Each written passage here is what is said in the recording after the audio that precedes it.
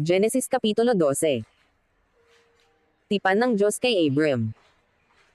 Sinabi nga ng Panginoon kay Abram, umalis ka sa iyong lupain, at sa iyong mga kamag-anak, at sa bahay ng iyong ama, na ikaw ay pasalupaing ituturo ko sa iyo.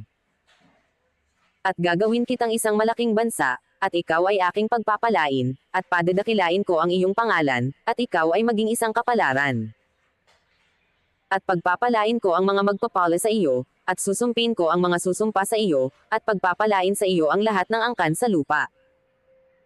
Kaya't yumaon si Abram, ayon sa sinalita sa kanya ng Panginoon, at si Lot ay sumama sa kanya, at si Abram ay may 75 taon, nang umalis sa Haran.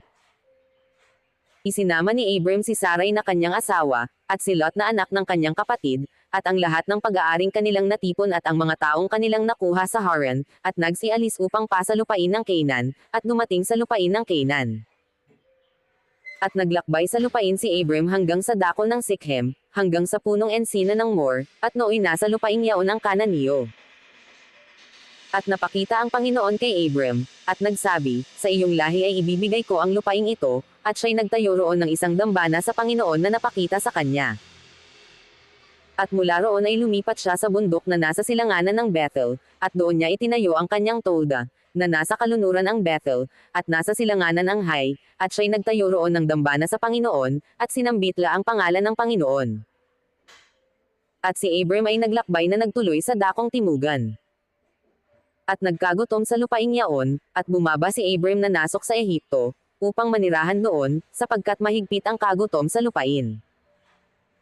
At nangyari, nang siya'y malapit ng papasok sa Ehipto, ay sinabi niya kay Sarai na kanyang asawa, narito, ngayon, talastas kung ikaw ay magandang babae sa tingin. At mangyayari na pag makikita ka ng mga Egyptyo, ay kanilang sasabihin, ito'y kanyang asawa, at ako'y kanilang papatayin, datapwat kanilang ililigtas kang buhay.